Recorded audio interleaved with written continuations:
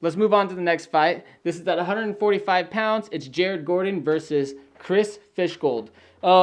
Jared Gordon is 15-4. He's 31 years old. He's 5 feet 9 inches tall, and he's 3-3 in the UFC right now.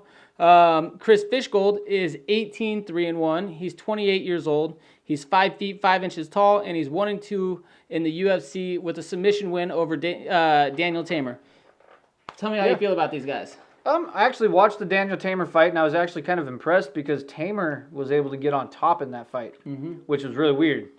But he was able to get on top and control that fight. But out of strength. Yeah. So from one thing that I saw, Chris is really, really strong. He's a BJJ black belt, and he competed as a professional kickboxer. So that tells you right away he's well-rounded. He's going to be pretty comfortable anywhere. Yep.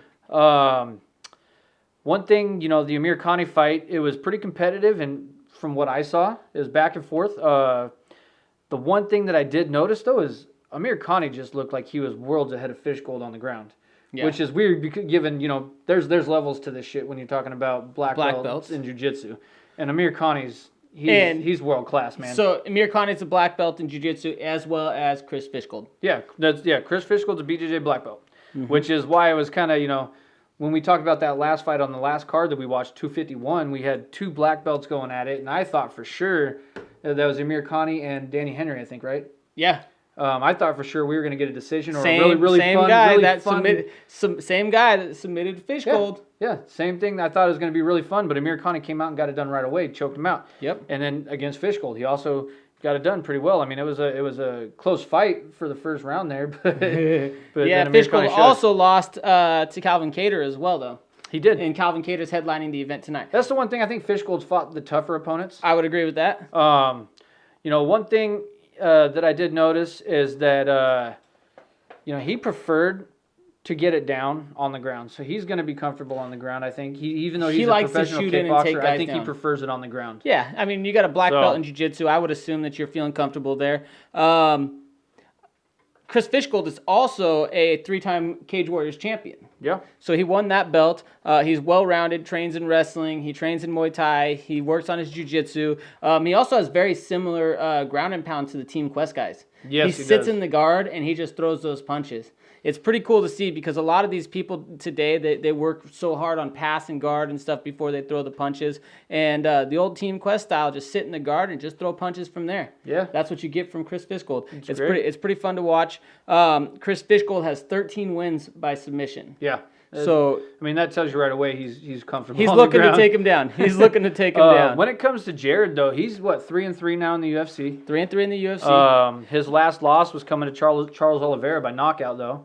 Yeah. So I mean, he's coming off a knockout loss right there. And when he lost to he got knocked out in all 3 of his losses in the UFC. Yep. When he lost to Diego Ferreira, though, Diego Ferreira kicked him in the nuts like 2 or 3 times in a row, and was hitting him with some illegal shots. That's gonna play into your game because Dana White came out with that statistic a long time ago, talking about how almost every single time someone gets kicked in the nuts in the UFC, they don't come back to win the fight. So with that Diego Ferreira fight, that might have played into it a little bit.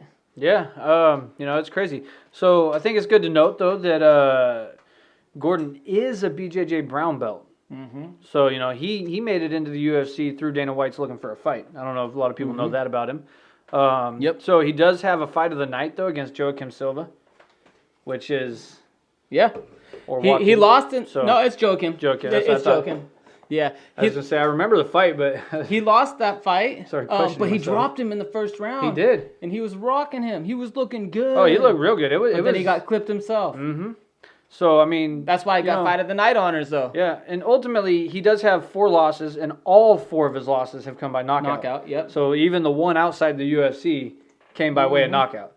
So, I mean, he's got a questionable chin. Yeah, but I do like his story, though. Yeah, he's got a good story. So, he's a former drug addict. He got hooked on pills. That led to heroin.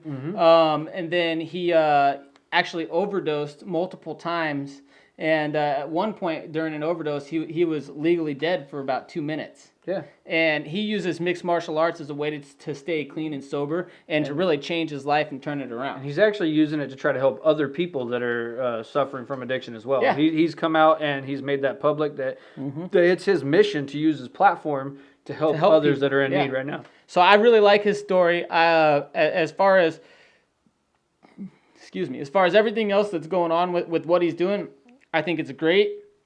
I just feel like he's a little bit outmatched in this match. Yeah. I feel like it's going to the ground in the first round, and Chris Fishgold's going to submit. It is funny because I do have Fishgold by submission as well, but I've got Fishgold winning by submission in round 2. You're the opposite those two of picks me. are completely opposite. Well, But I just see this one going. I just see this going down in the first round. I think he's tough, man. I think he's still tough. well, even because I think he might be able to keep it up for the first round, but I think ultimately Fishgold's going to get him down and get it done in the second round. the thing that happens is when he gets hit and he's not having success on the feet, he likes to shoot in. So Gordon's going to shoot in and try to take him down in the first round after he gets hit a little bit. But he is a BJJ brown belt too. He is, which is what's going to make him feel comfortable. Yeah, could.